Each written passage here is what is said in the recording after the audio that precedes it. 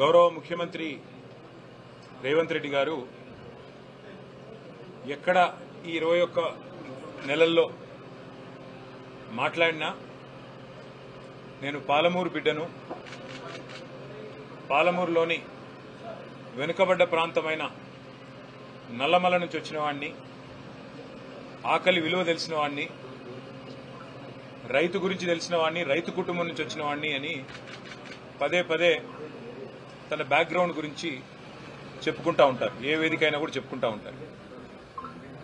సరే, వాస్తవం ఏంది అంటే రేవంత్ రెడ్డి గారి పార్టీ, ప్రస్తుతం ఉన్న పార్టీ కాంగ్రెస్ అయితేనేమి, గతంలో వారు పనిచేసిన పార్టీ తెలుగుదేశం అయితేనేమి, ఈ రెండు పార్టీలే ప్రధానంగా పాలమూరు వెనుకబాటుతనానికి కారణమని చెప్పి ఆయన కూడా గతంలో పూర్వాశ్రమంలో తెలుగుదేశం పార్టీలో ఉన్నప్పుడు చెప్పిన విషయం కూడా అందరికీ తెలుసు జిల్లాలో. అట్లాగే ఇప్పుడు పాలమూరు బిడ్డగా పాలమూరు జిల్లా నుంచి, ఉమ్మడి పాలమూరు జిల్లా నుంచి 12 సీట్లు కాంగ్రెస్ పార్టీకి ప్రజలు ఇచ్చిన తర్వాత ప్రజలు ఆశ పెట్టుకున్నారు.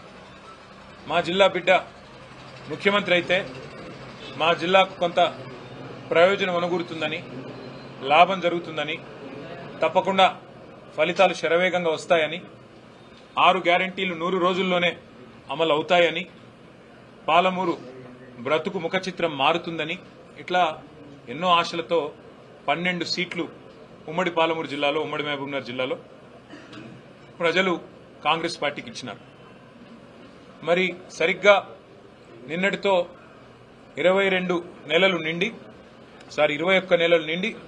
22వ నెలలో ఈ ప్రభుత్వం నడుస్తూ ఉన్నది.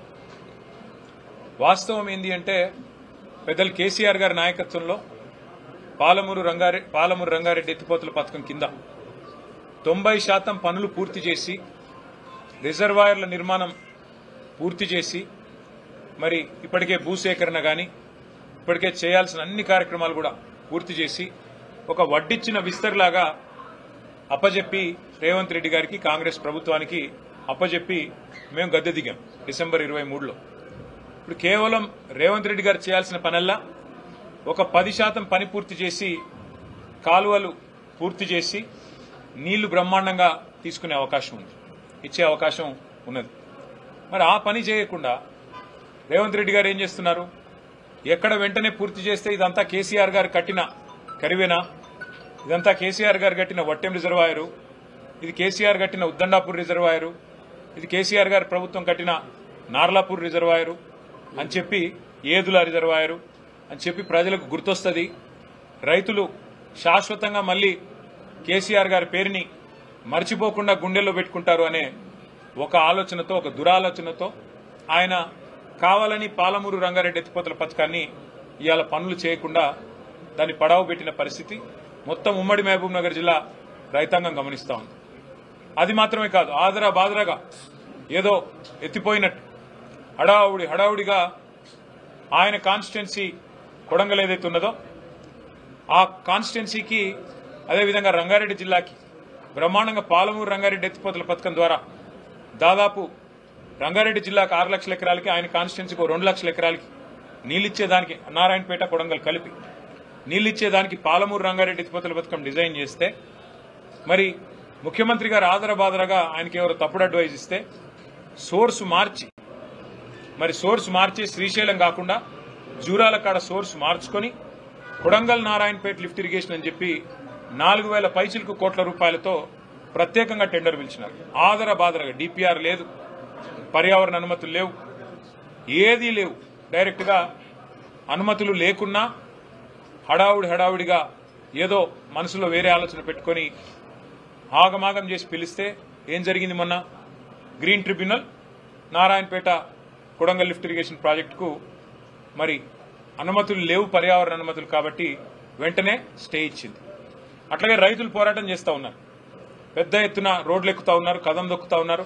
మాకు మీరు కాంపెన్సేషన్, నష్టపరిహారం ఏదైతే చెల్లించాలో మీరు చెల్లించడం లేదు అంటూ వాళ్ళు కూడా కదం దొక్కుతా ఉన్నారు.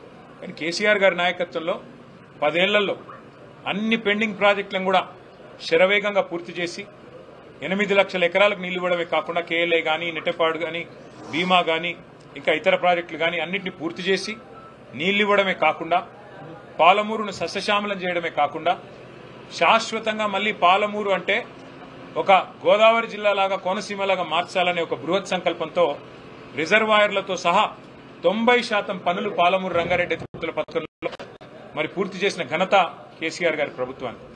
ఇవాళ 10% పూర్తి చేయకుండా 22 నెలలుగా పాలమూరును ఎండబెడుతున్నది పాలమూరు బిడ్డగా చెప్పుకునే రేవంత్ రెడ్డి గారు. ఇంకా ఆశ్చర్యం ఏమంటే ఒక్క అరపైసా పని కూడా చేయకుండా అదే పాలమూరు రంగారెడ్డి ఎత్తిపోతల పథకానికి ఆయన మామగారు పిల్లనిచ్చిన మామగారు జైపాల్ రెడ్డి గారు పేరు పెట్టుకున్నారు. సరే, ఇక జైపాల్ రెడ్డి గారు జిల్లాకి ఏం చేశారు, కల్వకృతికి ఏం చేశారు, ఇక్కడ ఇరిగేషన్ వ్యవస్థకి ఏం చేశారు, ఇవన్నీ జిల్లా వాళ్ళ నడితే తెలుస్తుంది. పోనీ తెలంగాణ వాదనలో తెలంగాణ పోరాటంలో ఆయన ఎక్కడున్నారు ఇవన్నీ నేను చెప్పను, కానీ జిల్లాలో అందరికీ కూడా విదితమే, ఆ విషయం నేను చెప్పను. కానీ ఇవాళ జైపాల్ రెడ్డి గారు పేరు పెట్టుకున్న ప్రాజెక్టుకి కూడా ఒక రూపాయి కేటాయించకుండా ఆ ప్రాజెక్టును పడావు పెట్టి ఆ ప్రాజెక్టును పూర్తి చేయకుండా పాలమూరును ఎండబెడుతున్నది, పాలమూరు నోట మట్టి కొడుతున్నది ఖచ్చితంగా పాలమూరు బిడ్డగా చెప్పుకునే రేవంత్ రెడ్డి గారు అనే మాట చెప్పక తప్పదు.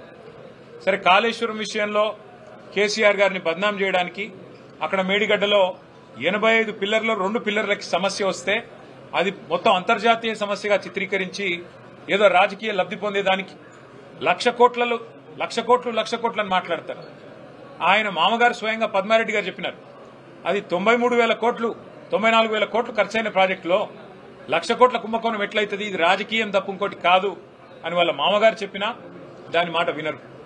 94,000 కోట్ల రూపాయలు ఖర్చైన ప్రాజెక్టులో 2 పిల్లర్లు దెబ్బతింటే 200-250 రూపాయల ఏజెన్సీయే ఖర్చు పెట్టి రిపేర్ చేసే అవకాశం ఉండగా కూడా ప్రజల మీద ఒక పైసా భారం పడకుండా చేసే అవకాశం ఉండగా దాన్ని ముందుకు పోనీయరు. సరే, అక్కడంటే ఏదో జరిగింది, ఏదో మీరు 20 నెలలు మీ పైశాచిక ఆనందం కోసం రైతులను ఇబ్బంది పెడుతున్నారు, కేసీఆర్ గారిని ఇబ్బంది పెట్టడం ద్వారా కేసీఆర్ గారి మీద కేసు పెట్టాలనుకోవడం ద్వారా అక్కడ ఒక రాజకీయ కుయుక్తితో ప్రయత్నం చేసినారు అనుకోవచ్చు. మరి పాలమూరు రంగారెడ్డి ఎత్తిపోతల పథకానికి ఏమైంది? ఇక్కడ మీకు ఏ ఆటంకం లేదు కదా, ఇక్కడ 90% పనులు అయిపోయినాయి కదా, కేవలం 10% పనులు చేయడానికి మీకు మనసెందుకు రావట్లేదు? 22 నెలలు సరిపోలేదా?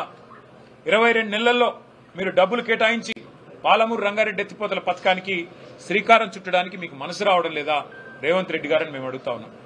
తప్పకుండా ఈ జిల్లా ప్రజలను చైతన్యవంతం చేసే దిశగా ఆలోచన చేస్తాం పార్టీగా. ఈ జిల్లా నాయకత్వం కూడా వారు కూడా ఇప్పటిదాకా నాకు చెప్తా ఉన్నారు ఏ రకమైన పరిస్థితులు ఉన్నాయి జిల్లాలో. నాయకుల మీద కేసులు పెట్టడం, మా దేవరకద్రలో ఒక మండల పార్టీ ప్రెసిడెంట్ మీద ఒక లేని కేసు పెట్టి జైలుకు పంపించి పార్టీ మారితే కేసు తీసేస్తాం, పార్టీ మారకపోతే జైలుకు పంపుతాం అని బెదిరించడం, వ్యాపారాలు చేసుకునే చిన్న వ్యాపారాలు చేసుకునే నాయకుల మీద వాళ్ళ క్రషర్లు ముయించడం, వాళ్ళ వ్యాపారాల మీద పడి జీఎస్టీ వాళ్ళని వేధించడం, పోలీసులను పంపించి వేధించడం, ఈ రకంగా ఒక చౌకబారు రాజకీయం ఇవాళ ఈ జిల్లాలో కూడా జరుగుతూ ఉన్నది. మరి పాలమూరు బిడ్డగా చెప్పుకునే రేవంత్ రెడ్డి గారు ఇకనైనా కళ్ళు తెరిచి నిద్రలోంచి లేచి బయటికి వచ్చి మీరు వెంటనే పాలమూరు రంగారెడ్డి ఎత్తిపోతల పథకాన్ని సత్వరమే పూర్తి చేయాలి. 10% మిగిలింది, 90 పైసల పని అయిపోయింది, 10 పైసల పని ఉంది. ఇది పూర్తి చేస్తే డెఫినెట్ గా జిల్లా రైతాంగం గాని మేం గాని అభినందిస్తాము. లేని పక్షంలో తప్పకుండా మిమ్మల్ని అభిశంసిస్తాము, ప్రజల తరఫున మిమ్మల్ని ఎండగడతాము, ప్రజల తరఫున నిలదీస్తామని చెప్పి వారిని హెచ్చరిస్తూ ఈరోజు మరి అనుకోకుండా వచ్చిన కార్యక్రమం ఇది. అయినప్పటికీ పాత్రికేయ మిత్రులందరూ వచ్చినందుకు మీ అందరి సౌహృదయానికి కూడా హృదయపూర్వకంగా ధన్యవాదాలు.